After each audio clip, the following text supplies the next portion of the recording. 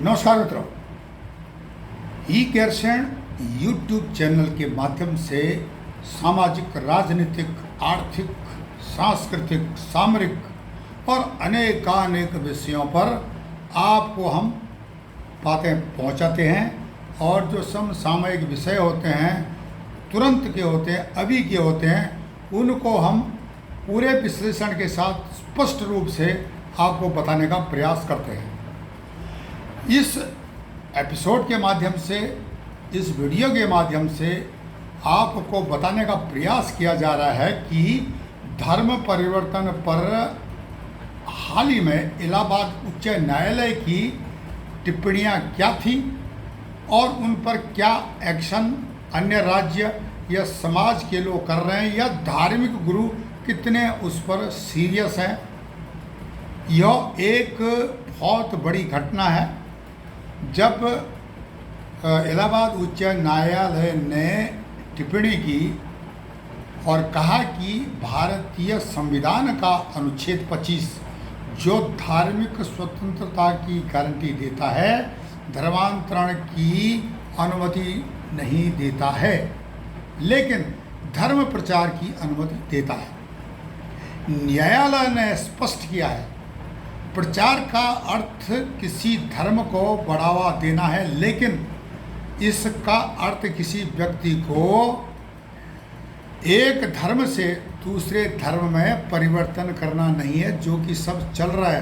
विशेषकर मध्य हिमालयी राज्य उत्तराखंड इस मार को झेल रहा है। वैसे पूरा भारत झेल रहा है, पर लेकिन यहाँ स्पीड बढ़ी है, त्वरित गति से यह कार्यक्रम चल रहा है, मिशनरियों का हो या जिहादियों का हो। इस विषय पर जो कि इलाहाबाद उच्च न्यायालय ने स्पष्ट रूप से टिप्पणियां की हैं, मैं आपको पूरे संक्षेप के साथ बताने का प्रयास कर रहा हूं। नमस्कार मित्रों, मेरा नाम मदन मोहन ढोंडियाल है और समसामयिक विषय जो उच्च न्यायालय है इलाहाबाद का, उसके बारे में आपको बता चुका हूं। न्यायालय ने चिंता व्यक्त की है कि यदि इस प्रकार के धर्मांतरणों पर रोक नहीं लगाई गई तो बहुसंख्यक आबादी एक दिन अल्पसंख्यक आबादी में बदल जाएगी, बन सकती है। तथा न्यायालय ने इन धर्मांतरणों के कारण बहुसंख्यक जो समाज है उसके अल्पसंख्यक बनने पर रोक की आवश्यकता पर भी बल दिया है। ये जो सारी घटनाएं हैं, ये जो देश में हो रही है, नॉर्थ ईस्ट में तो काफ़ी दिनों से चल रहा है। न्यायालय ने कहा कि गैर कानूनी धर्मांतरण विशेष रूप से अनुसूचित जाति एससी, अनुसूचित जनजाति एसटी समुदायों और धार्मिक रूप से वंचित व्यक्तियों को इसका निशाना बनाया जाता है। आर्थिक रूप से कमज़ोर लोगों को भी इसका निशाना बनाया जाता है। पूरे उत्तर प्रदेश में बड़े पैमाने पर यह कार्यक्रम चल रहा है। न्यायालय ने सिफारिश की है कि जिन धार्मिक सभाओं में धर्मांतरण हो रहा है, पंजाब में हालत देख लो आप, गले में क्रॉस, सिर में पगड़ी और सारा उल्टा पुल्टा, उन्हें तुरंत रोका जाना चाहिए। इस कानून की पूरे देश में आवश्यकता है। अब क्या है कि धर्म परिवर्तन के संबंधित प्रमुख संवैधानिक प्रावधानों के बारे में भी हमें मालूम होना चाहिए कि इसमें क्या प्रावधान है। डरने की जरूरत नहीं है। संविधान का अनुच्छेद 25 धार्मिक बात जहाँ पर आती है, सार्वजनिक व्यवस्था, नैतिकता और स्वास्थ्य के अधीन अंतःकरण की स्वतंत्रता तथा धर्म को स्वतंत्र रूप से मान्य अभ्यास करने एवं प्रचार करने के अधिकार की गारंटी देता है। राज्य धार्मिक अभ्यास से जुड़े किसी आर्थिक, वित्तीय, राजनीतिक या अन्य धर्मनिरपेक्ष गतिविधि को विनियमित या प्रतिबंधित कर सकता है। यह धार्मिक आचरण से जुड़ी धर्मनिरपेक्ष गतिविधियों के अधिनियम और हिंदू धार्मिक जो नियम है, हिंदू धार्मिक संस्थाओं के नियम है, वो हिंदुओं के सभी वर्गों तथा तबकों के लिए खोलने की भी अनुमति देता है। अनुच्छेद 26 क्या बोलता है? प्रत्येक धार्मिक संप्रदाय को सार्वजनिक व्यवस्था, नैतिकता और स्वास्थ्य के अधीन अपने धार्मिक संगठनों का या कार्यकलापों का प्रबंधन करने का अधिकार है। अनुच्छेद 27 और 30 में 27 से लेकर के 30, अनुच्छेद संविधान का 27 से लेकर 30, 27, 28, 29, 30 धार्मिक मामलों का प्रबंधन करने किसी भी धर्म के लिए, मतलब किसी भी धर्म के लिए, वो ये जरूरी है कि सनातन धर्म होना चाहिए या कोई और धर्म होना चाहिए, धर्म के लिए आर्थिक योगदान, मतलब जो पैसा आता है, देने तथा शैक्षिक संस्थाओं की स्थापना एवं प्रशासन की स्वतंत्रता की गारंटी दी जाती है। लेकिन इसी का नाजायज फायदा उठ रहा ना। उत्तर प्रदेश विधि विरुद्ध धर्म संपरिवर्तन प्रतिषेध अधिनियम 221 भी आ गया है, मतलब 221 अब 2-3 साल हुए हैं।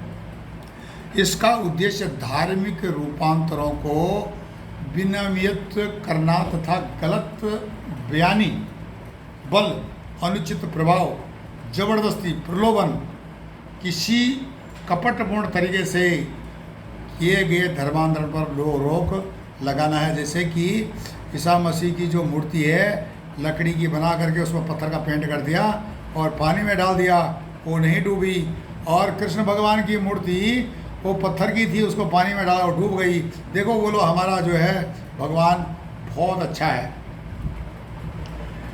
तो अवैध धर्मांतरण के लिए मानक जो सजा रखी गई है, ये अवैध तरीका है ना, धोखा दे करके धर्म परिवर्तन करना, या लव जिहाद करके धर्म परिवर्तन करना, भूमि जिहाद करके धर्म परिवर्तन करना, अंधविश्वास से धर्म परिवर्तन करना, नशा खिलाकर धर्म परिवर्तन करना, ये सब अवैध तरीके, अवैध धर्मांतरण के मानक की सज़ा 5 वर्ष तक की कैद और कम से कम 15,000 रुपये का जुर्माना है, जो कि बहुत कम है। यदि पीड़ित महिला, नाबालिग या अनुसूचित जाति, अनुसूचित जनजाति से संबंधित व्यक्ति को सज़ा कम से कम 25,000 रुपये के जुर्माने या 10 वर्ष तक की सज़ा दी जा सकती है। अगर नाबालिग को, अनुसूचित जाति, अनुसूचित जनजाति पर, यह पीड़ित महिला पर यह कार्रवाई ये लोग करते हैं। जैसे कि धर्म प्रचारक घूम रहे हैं सरेआम, उत्तराखंड में आप देख सकते हो 2 लाख जिहादी घूम रहे हैं धर्म परिवर्तन करने के लिए, लव जिहाद के लिए। सामूहिक धर्मांतरण के मामलों में सज़ा 3 से 10 साल की कैद और न्यूनतम 50,000 रुपये का भी इसमें जुर्माना है। बार बार अपराध करने वालों को संबंधित सज़ा से दुगुनी सज़ा हो सकती है। अभी एक बार जेल गया, एक बार वही अपराध में फंसा, फिर वही काम कर रहा है, तो उसको जो है आजीवन कारावास भी कम पड़ेगा, मैं समझता हूँ। विधि विरुद्ध धर्मांतरण के उद्देश्य से किया गया कोई भी विवाह अमान्य घोषित कर दिया जाता है। बार बार अपराध करने को दूसरी सज़ा, और विधि विरुद्ध धर्मांतरण के उद्देश्य से अगर शादी की जाती है, लव जिहाद जिसका एक उदाहरण है, तो यह अमान्य घोषित हो जाता है और सज़ा अलग मिलेगी। शायद लोगों को पता नहीं है, न्यायालय ने धर्म परिवर्तन की व्याख्या किस प्रकार की है। अब मध्य प्रदेश राज्य 1977 धर्मांतरण विरोधी कानून का बरकरार रखते हुए फैसला सुनाया कि अनुच्छेद 25(1) दूसरों का धर्मांतरण करने का अधिकार नहीं देता है, बल्कि अपने सिद्धांतों के प्रदर्शन के माध्यम से ही धर्म के प्रसार या फैलाने का उसको अधिकार है। ये जो है मध्य प्रदेश का जो है एक कानून है 1977 का। अब ये क्या है कि 1995 और में एक भारत संघ, भारत का जो भारत सरकार और लिली थॉमस बनाम भारत संघ 2000, न्यायालय ने माना कि केवल विवाह के लिए इस्लाम में धर्मांतरण अवैध है। समझ गए ना? धर्मांतरण के लिए इस्लाम में धर्म परिवर्तन क्या है, अवैध है। पर लेकिन यह सब चल रहा है संविधान को, कानून को ताक में रख करके। धर्मांतरण और नए 2010 का कानून समुदाय में स्वीकृति दोनों साक्ष्य की आवश्यकता स्थापित की गई है। तो ये इस प्रकार से बहुत सारे कानून हैं। गोपनीयता का अधिकार मामला 2017, धर्म की स्वतंत्रता के संवैधानिक अधिकार, ये सारे जो है आते हैं कि धर्म परिवर्तन पर बहुत बड़ी लंबी चौड़ी कहानी है। लेकिन जो धर्मांतरण के ऊपर व्याख्या दी है इलाहाबाद हाई कोर्ट ने, सराहनीय है। धर्मांतरण विरोधी कानून एक विधायी उपाय है। इसका उद्देश्य धर्मांतरण को रोकना या प्रतिबंधित करना है। इन कानूनों का प्रयोग व्यक्तियों को किसी विशेष आस्था को छोड़ने से हतोत्साहित करने या धार्मिक समूह को सक्रिय रूप से अन्य धार्मिक पृष्ठभूमि से नए सदस्यों की तलाश करने से प्रतिबंधित करने के लिए किया जा सकता है। धर्मांतरण विरोधी कानूनों के विशेष प्रावधान और प्रवर्तन विभिन्न न्याय क्षेत्रों में भिन्न भिन्न अलग अलग हैं। उनमें आपराधिक और सिविल दंड दोनों शामिल हैं। कानून बहुत है, धर्म परिवर्तन के लिए कानून बहुत हैं। धर्मांतरण विरोधी कानून है, धर्मांतरण विरोधी कानूनों की क्यों आवश्यकता है, सब व्याख्याएं हैं। धर्मांतरण विरोधी कानूनों को लेकर विवाद क्या क्या है, भारत में धर्मांतरण विरोधी कानून की वर्तमान स्थिति क्या है, धर्मांतरण विरोधी कानूनों के संबंध में भारत के सर्वोच्च न्यायालय के क्या निर्णय हैं, ये सारी चीज़ें देखने लायक है। और ये धर्मांतरण का जब विषय चलता है तो विशेषकर जो कॉम्पिटिटिव एग्जाम में जो लोग जाते हैं, या अब ये विषय ज्वलंत है, ये बढ़ेगा, इस पर आंदोलन भी होंगे, क्योंकि बहुसंख्यक को जिस प्रकार से अल्पसंख्यक बढ़ने का, बनाने का जो षड्यंत्र चल रहा है, उसके खिलाफ आवाज़ उठेगी और उठनी भी चाहिए। जैसे कि अफ़गानिस्तान का समाज गायब होगा, पर्शिया का समाज गायब हो गया, पाकिस्तान गायब है, बांग्लादेश गायब है, उनका जो उनकी आइडेंटिटी। अब क्या है कि जो उनकी जनरेशन है ना, उनमें आइडेंटिटी क्राइसिस है, जो पहचान का संकट। अब धर्मांतरण विरोधी कानूनों की क्यों जरूरत पड़ी? धर्मांतरण करने के लिए नशा, भूमि खरीदी जाती है कमज़ोर लोगों से, जो शराबी होते हैं। उत्तराखंड में जो शराबी हैं उनकी ज़मीनें जिहादी खरीद रहे हैं। 2 लाख जिहादी कोई कबाड़ी बन के घूम रहा है, कोई फेरी वाला बन के घूम रहा है, उत्तराखंड में घूम रहे हैं। उनको सपोर्ट करने के लिए स्थानीय जो मुसलमानों की मस्जिदें हैं, उनके अंदर जो है रोहिंग्या बांग्लादेशी मौलवी बैठे हुए हैं, उनको सपोर्ट करते हैं। जो पैसा आ रहा है, जो गजवा हिंद का पैसा आ रहा है, तो ये सब एक व्यवस्थित तरीके से एक कार्यक्रम उत्तराखंड में चल रहा है। अब मानो इस चीज़ को, यकीन करो, आज तो कोर्ट ने भी बोल दिया है, उत्तर प्रदेश के कोर्ट ने, और कल जो है उत्तराखंड का कोर्ट भी बोलेगा, क्योंकि वहाँ पर यह स्थिति बहुत गंभीर है। अब सबसे बड़ी गलती है कि जो लोग वहाँ के स्थानीय निवासी हैं, वो अपना मकान उनको किराए पर क्यों दे रहे हैं? पैसे के लालच में, अपनी पहचान खत्म करने के लिए या अपने अस्तित्व को खतरे में डालने के लिए। उनको पैसा आ रहा है, अभी आ रहा है, कैसे भी आ रहा है, उनको पैसा चाहिए, पैसा चाहिए, पैसा चाहिए। तो इस पैसे के चक्कर में आपकी पहचान हो जाएगी खत्म। विशेषकर उत्तराखंड वालों के लिए यह कानून ध्यान से सुनना चाहिए, पढ़ना चाहिए, और इस पर क्यों धर्म परिवर्तन से क्या क्या नुकसान है देश को, इसके बारे में डिटेल में जाना चाहिए। और धर्म परिवर्तन को बहुत लंबा प्रोसेस है। अगर 50 साल बाद का जो कार्यक्रम है, अभी से जिहादी मिशनरी वाले शुरू कर देते हैं। इसको रोकना है, इसको कानूनी मदद लेनी है, इसको रोकना है। लव जिहाद हो, भूमि जिहाद हो, नशा जिहाद हो, ये सारी चीज़ें, और यहाँ तक कि NEET जो मैंने बताया था आपको, उसमें भी जिहाद चल रहा है। तो यूपीएससी में भी जिहाद चल रहा है, एग्जामिनेशन में भी जिहाद चल रहा है और पकड़े जा रहे हैं। सीबीआई की रिपोर्ट है, नेट का जो निकला है, तो उसमें तमाम एक विशेष समुदाय का क्या बोलना, मुस्लिम पकड़े गए उसमें। एक प्रिंसिपल है, एक वाइस प्रिंसिपल है, एक जर्नलिस्ट है, और उनसे जुड़ा हुआ लालू प्रसाद के सुपुत्र हैं जो कि उनसे जुड़े हुए हैं, जिनका उनसे संबंध है। अभी कोई जवाब नहीं इनके पास पार्लियामेंट में, तो और हल्ला बहुत मचा रहे थे, नेट चला था NET के बारे में। अब सारे बंद है, क्यों नहीं बोल रहे हैं? वो तथाकथित बुद्धिजीवी जर्नलिस्ट वामपंथी कहाँ गए हैं? क्यों नहीं उठा रहे मुद्दा को? अभी अब इनके बारे में बोलो। सीबीआई ने तो रिपोर्ट दी है, सीबीआई झूठ बोल रही है, उनके पास सबूत है, सबूत के साथ बोल रहे हो।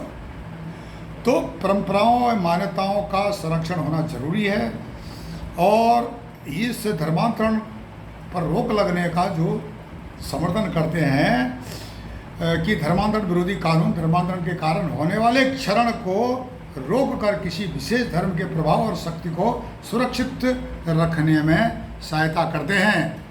अब दबाव और धोखे से रोकथाम, कई अधिवक्ताओं का दावा है कि कानून, जो अधिवक्ता का मतलब जो है वकील, सुप्रीम कोर्ट के, हाई कोर्ट के, उनका जो वकील है, और अश्विनी उपाध्याय साहब तो हमारे फेवरेट हैं, उनकी बातें सुनिए आप। अधिवक्ताओं का दावा है कि यह कानून लोगों को जबरन या धोखे से दूसरे धर्म में परिवर्तन होने से बचाने के लिए आवश्यक है। भाई, जब वकील मान रहे हैं, कानून के जानकार मान रहे हैं कि अगर भारत को बचाना है, समाज को बचाना है, तो इस पर जो है आपको एक्शन करना ही पड़ेगा। धोखाधड़ी से जो शादियाँ हो रही है, ऐसे मामले सामने आए हैं जहां व्यक्तियों को किसी अलग धर्म के व्यक्ति से शादी करने के बाद धर्म परिवर्तन करने के लिए मजबूर किया गया है। इसमें धोखाधड़ी वाली प्रथाओं के बारे में चिंताएं जब उत्पन्न हुई होंगी तभी तो बात हुई है। और आप दूर क्यों जा रहे हैं? बॉलीवुड में तो ये धड़ल्ले चल रहा बरसों से, लव जिहाद के चक्कर में धर्म परिवर्तन। न्यायिक मान्यता है कि सुप्रीम कोर्ट ने जबरन धर्म परिवर्तन की घटनाओं को स्वीकार किया है। सुप्रीम कोर्ट भी इस चीज़ को मानता है, जिससे किसी व्यक्ति के धार्मिक स्वतंत्रता के अधिकार के उल्लंघन के साथ साथ समाज की धर्मनिरपेक्ष नींव पर उनके प्रभाव पर प्रकाश डाला गया है। अब यहाँ पर ये नहीं है कि धर्मांतरण विरोधी कानून जो बने हैं उस पर विवाद नहीं है, उस पर भी विवाद है। उस पर भी बहुत ज़्यादा लोग जो है बोले जी नहीं ये तो हमारे खिलाफ है, और बहुत सारी बातें अनर्गल बातें जो करते हैं कि इससे जो है हमको दबाया जा रहा है। अब वो क्या बोलते हैं? वो बोलते हैं धर्मनिरपेक्षता एवं धार्मिक स्वतंत्रता का उल्लंघन है। आलोचकों का तर्क है कि कानून भारत के संविधान में मौलिक अधिकारों द्वारा प्रदत्त धर्मनिरपेक्षता और धार्मिक स्वतंत्रता के सिद्धांतों के खिलाफ है। लव जिहाद का विवाद, इस पर भी विवाद है।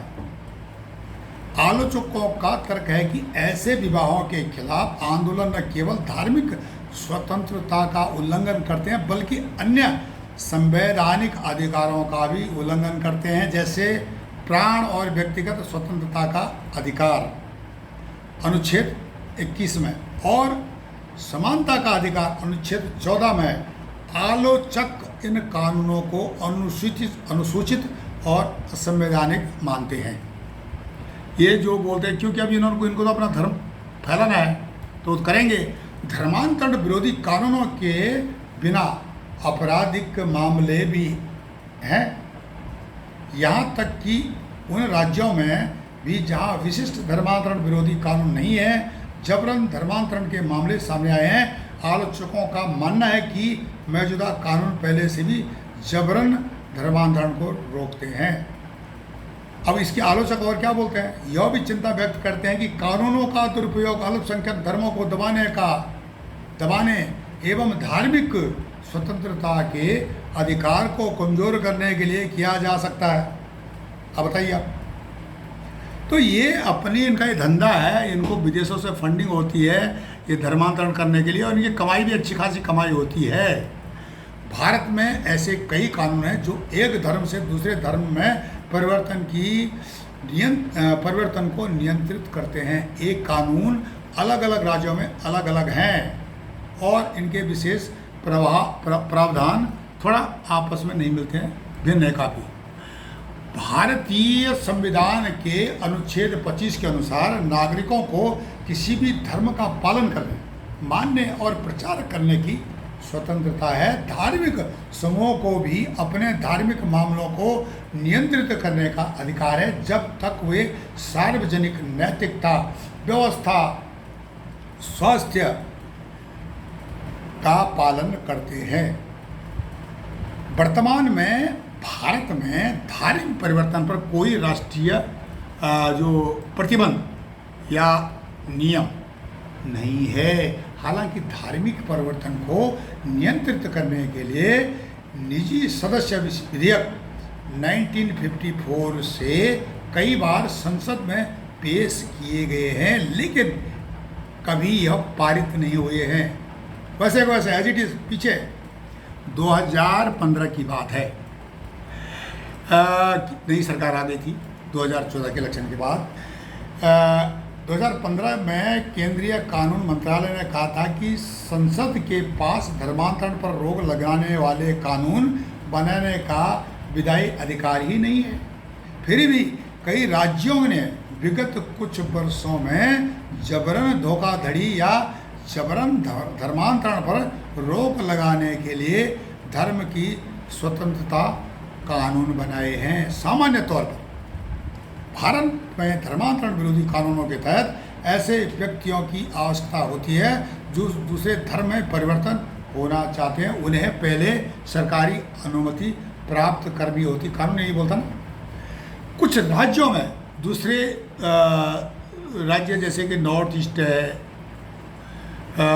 दूसरों की तुलना में सख्त कानून है, और कुछ कानून विशेष रूप से कुछ धार्मिक समूहों की गतिविधियों को लक्षित करते हैं। नॉर्थ ईस्ट में अब है थोड़ा बहुत इम्प्लीमेंट। नॉर्थ ईस्ट का मतलब असम, यहाँ पर की जो है एक सही चीफ मिनिस्टर है। भारत के सर्वोच्च न्यायालय के निर्णय के अनुसार धर्मांतरण विरोधी कानून तब तक असंवैधानिक हैं जब तक वे किसी व्यक्ति की धार्मिक स्वतंत्रता के अधिकार के हस्तक्षेप नहीं करते हैं। हालांकि ऐसे मामले सामने आए हैं। कानून को ताक में रखकर यहाँ इन कानूनों का प्रयोग अल्पसंख्यक धार्मिक समूह को अल्पसंख्यक धार्मिक समूह को आप लगा लो, उसमें मुसलमान भी हैं, ईसाई भी हैं, निशाना बनाने और उन पर अत्याचार करने के लिए किया गया है। ऐसा मानना है कि अल्पसंख्यकों पर ये जो है कानून ठीक नहीं है। अब ये सारी चीज़ें धर्मांतरण विरोधी कानून पर जब दुनिया को पता है और कई पुराने केस हो चुके हैं, एएस पुट्टास्वामी या गोपनीयता निर्णय 2017 व्यक्ति की स्वायत्तता और अपने जीवन से संबंधित मामलों में निर्णय लेने की महत्वपूर्ण भूमिका के बारे में, लता सिंह बनाम उत्तर प्रदेश राज्य, हादिया बनाम अशोकन केएम, ये सुप्रीम कोर्ट ने पुष्टि की थी इनकी। वयस्कों को अपनी पसंद से विवाह करने और दूसरे धर्म को परिवर्तन होने का अधिकार है तथा इस बात पर जोर दिया गया कि राज्य को किसी व्यक्ति को विवाह करने और धर्म परिवर्तन करने की स्वतंत्रता में हस्तक्षेप नहीं करना चाहिए। अब ये लगा लो कि स्पष्ट नहीं है, तो इसको जो धर्म परिवर्तन पर एक स्पष्ट कानून बनना चाहिए और इस तरह का कानून बनना चाहिए कि जो धर्म परिवर्तन करे उस पर प्रतिबंध लगाना चाहिए, उसकी सारी सुविधाएं खत्म होनी चाहिए जिसका धर्म परिवर्तन होता है। ये सारे कानून सरकार बना सकती है, जनमत हो। तो ये बहुत सारे ऐतिहासिक जो फैसले हैं दिए हैं, पर लेकिन यह एक नया मुद्दा है। धर्म परिवर्तन एक बहुत गंभीर मुद्दा है और इनके अब जहाँ पर बोलते हैं कि समर्थकों का तर्क है कि ऐसे कानून सांस्कृतिक सामाजिक एकता की रक्षा करने, परंपराओं और विश्वासों को संरक्षित करने, ज़बरदस्ती धोखे को रोकने, धोखाधड़ी वाले विवाह के मामलों को रोकने के लिए आवश्यक है। दूसरी ओर आलोचकों का यह तर्क है कि ये कानून धर्मनिरपेक्ष धार्मिक स्वतंत्रता के लिए सिद्धांतों का उल्लंघन करते हैं और अल्पसंख्यक धर्मों को लक्षित करने के लिए उसका दुरुपयोग किया जा सकता है। तो ये सारी चीज़ें हैं, ये संक्षेप मैंने आपको बताया। भारत के सर्वोच्च न्यायालय ने धर्मांतरण विरोधी कानूनों की संवैधानिकता को तब तक वैध माना है जब तक वे किसी व्यक्ति की धार्मिक स्वतंत्रता के अधिकार में हस्तक्षेप नहीं करते हैं। हालांकि ऐसे अलग हैं जहां इन कानूनों का प्रयोग अल्पसंख्यक धार्मिक समूहों पर अत्याचार करने के लिए किया गया है। सभी नागरिकों को अधिकारों और जो धार्मिक अधिकार हैं स्वतंत्रता का सम्मान सुनिश्चित करते हुए व्यक्तिगत स्वतंत्रता की सुरक्षा और जबरन या धोखाधड़ी वाले धर्मांतरण के खिलाफ सुरक्षा के बीच संतुलन बनाए रखने जो सुरक्षा की जो संतुलन बनाए रखने की वो महत्वपूर्ण माना गया है। तो ये सारी चीज़ें हैं कि धर्मांतरण कानून को ताक में रख करके धर्मांतरण बहुत तेज़ी से भारत में चल रहा है। उत्तर प्रदेश का जो हाई कोर्ट है उसने जो ये टिप्पणी की है वो गलत नहीं की है और बहुत सोची समझी टिप्पणी है, क्योंकि ये संभावना बढ़ रही है कि आने वाले समय में बहुसंख्यक अल्पसंख्यक हो जाएगा। त्वरित कार्रवाई करनी चाहिए, चुनी हुई सरकार को और जनता को इसका साथ देना चाहिए, नहीं तो भारत यमन सीरिया जैसा देश बन जाएगा। जो कल्पना कर रहे हैं 2047 की विकसित भारत की, वो कल्पना दूर दूर तक नज़र नहीं आएगी।